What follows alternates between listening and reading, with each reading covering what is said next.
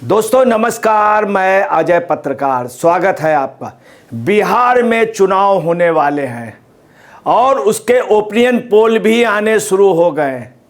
बिहार की जनता इस समय 3-4 मुद्दों पे सबसे ज़्यादा प्रभावित है। केंद्र सरकार ने जाति जनगणना की घोषणा की, उससे बहुत बड़ा फर्क पड़ा है। दूसरा, ऑपरेशन सिंदूर का। अब ओपिनियन पोल भी आने लगे हैं। टाइम्स अलजेब्रा का ओपिनियन पोल आप देखिए, उन्होंने पोस्ट किया है, shocking Bihar opinion poll bye link Singh AI. NDA को बोल रहे हैं 49%। 49% का मतलब हो गया कि आधा। जब भी किसी भी पार्टी को 49% अगर वोट मिलता है या सीट मिलती है तो आप समझिए उनकी ही सरकार होती है, मतलब आधी। दूसरा, जो इंडी गठबंधन का 36% वोट का बोल रहे हैं, 36% वोट मिलने में इंडिया गठबंधन में तमाम दल हैं। और बिहार में भी होता है, इंडी गठबंधन के जो लोग होते हैं जीतने के बाद वो दूसरे दल में चले जाते हैं, खास तौर से इंडी गठबंधन के। अब 49% जब कहीं पे वोट मिलेंगे तो सीटें मोस्टली वही जीतेगी जिसको 49% वोट मिलेगा। अब ये देखिए, ये वोट ऑफ परसेंटेज 13% बहुत ज़्यादा होता है, जिससे सीटों पे इंडी गठबंधन का बहुत लॉस होगा। जो पहले सीटें मिली थी उससे आधे भी कम जाएंगी। और इंडी गठबंधन जो बीजेपी और जेडीयू का गठबंधन है, इसकी सीटें बहुत ज़्यादा जाएंगी, हो सकता 2/3 चली जाए अगर वोट ऑफ परसेंटेज 49 मिलता है। आपको ये भी बता दें, ओवैसी को 1% वोट, ओवैसी के वोट मिलने से कांग्रेस का और राजद का बहुत बड़ा लॉस होगा। प्रशांत किशोर को 1% वोट मिलने का ये टाइम्स अलजेब्रा ने बताया। अब वहाँ 2 मुद्दे हैं, मोदी जी एक तरफ है, नीतीश कुमार एक तरफ है, दूसरी तरफ राहुल और लालू यादव है। लालू यादव के साथ ये है कि लोगों का मानना है कि 5 साल तक लालू जी अब इतनी बीमार रहते हैं, इतनी तबीयत खराब रहती है, तो लालू जी का साथ उतना नहीं मिल पाएगा। ये वहाँ के लोगों की धारणा आगे। राहुल के प्रति लोगों की धारणाएं अच्छी नहीं, खास तौर से जिस तरह से उन्होंने इधर युद्ध के दौरान अपने बयान दिए हैं। सबसे बड़ी बात है, बिहार की जनता एक ही बात कहती है।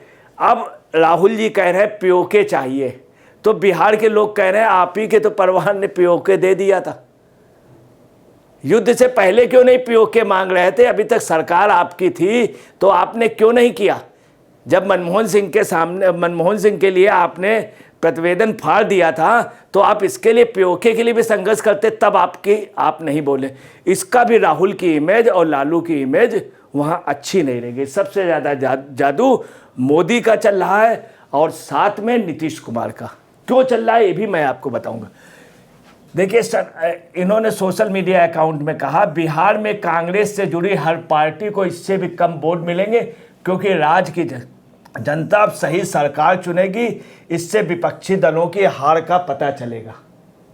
वहीं सोशल मीडिया अकाउंट में जिस प्रकार के बयानात राहुल गांधी दे रहे हैं, इससे तो लगता है कि अगले कई दशकों तक इनका कोई चांस नहीं है। हालिया बयान से तो जनता बहुत आहत है, इसे सकते में ना ले पार्टियां।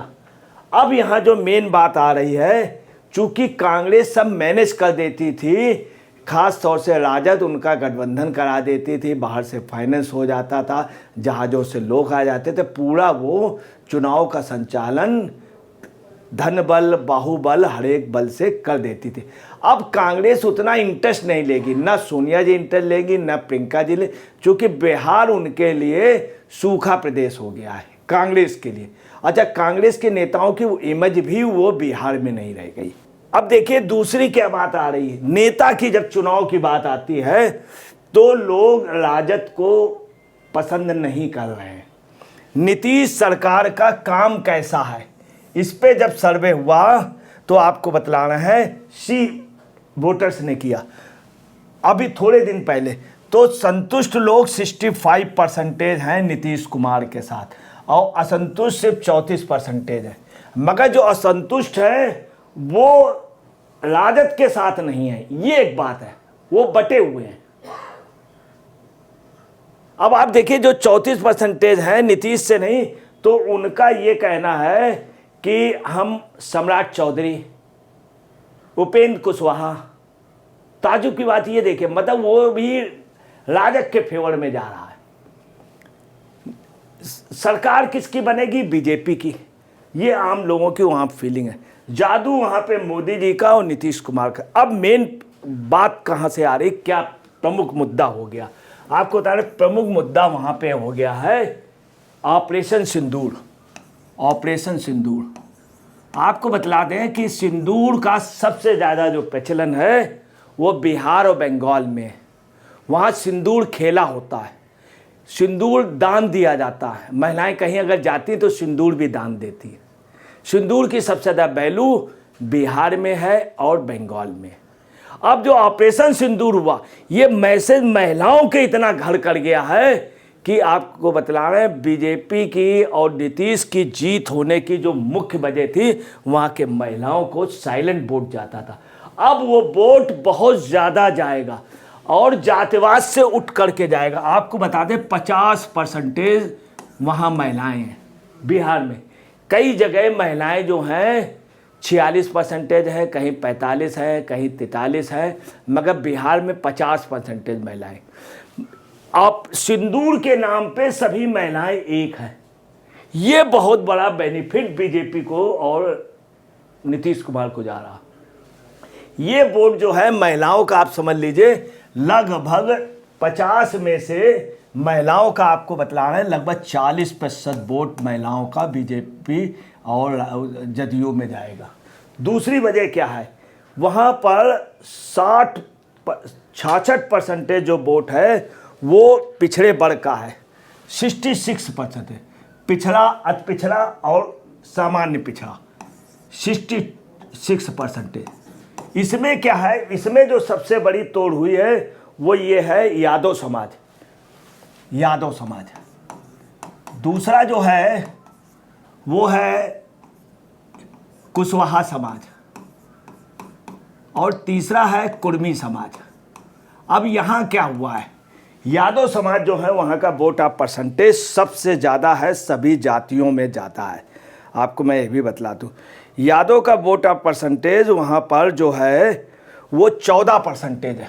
अब आप समझ सकते हैं सबसे ज़्यादा। उसके बाद कुशवाहा समाज का जो वोट है वो 4% है और जो कुर्मी समाज का वोट है वो भी 4% है। अब यहाँ पे क्या है, ईबीसी का जो वोट है, ईबीसी का वो वोट है 36% अति पिछड़े का। अब यहाँ है क्या, यादव समाज ये 14% पूरा पहले 100% जाता था राजद के पास, अब ये नहीं जा रहा। मध्य प्रदेश में यादव चीफ मिनिस्टर बनाने से क्या हुआ कि यादव बहुत तेजी से बीजेपी की ओर जा रहा। तीसरा कुशवाहा और कुर्मी जो वोट है वो सम्राट चौधरी और उपेंद्र कुशवाहा की वजह से और नीतीश कुमार की वजह से टोटल भाजपा खेमे में है, नीतीश कुमार के साथ है। इधर यादव कम हो गया। एक समीकरण जो लालू को सबसे मजबूत करता था वो समीकरण था माई का, मुस्लिम और यादव। अब यहाँ क्या हुआ है, यहाँ पर बड़ी चौंकाने वाली बात आ रही है कि यादव जो है वो इनसे असंतुष्ट हो गया। उसका ये सोचना है कि अगर मैंने लालू को अब की बार वोट दे दिया और न जीता तो हम तो बाहर हो जाएंगे। अच्छा, मुस्लिम में वहाँ पसमानदा मुस्लिम का ये मानना है कि हम कहीं हैं ही नहीं, सिर्फ 3-4 मुस्लिम की जातियाँ जो अमीर है वही है, वही उनके व्यापार है। पसमानदा मुस्लिम जो है वो मोदी को अंदर से सपोर्ट कर रहा। तो माई समीकरण टूटने से राजद कमजोर हुआ है, माई समीकरण। तीसरी आपको जो सबसे बड़ी बात, चौंकाने वाली बात बता दें, बीजेपी का ग्राफ बढ़ा है। मैं आपको बता दूं, बीजेपी के पहले जो था, अब बीजेपी का 21% वोट बढ़ा था 2020 में। पहले बीजेपी की सीटें थी 53, बीजेपी की 53 सीटें थी टोटल, 53 2015 में, और 53 से बीजेपी कितनी हो गई, 76 पहुंच गई, 74 पहुंच गई, मतलब 21 सीटें प्लस हुई, 21 सीटें।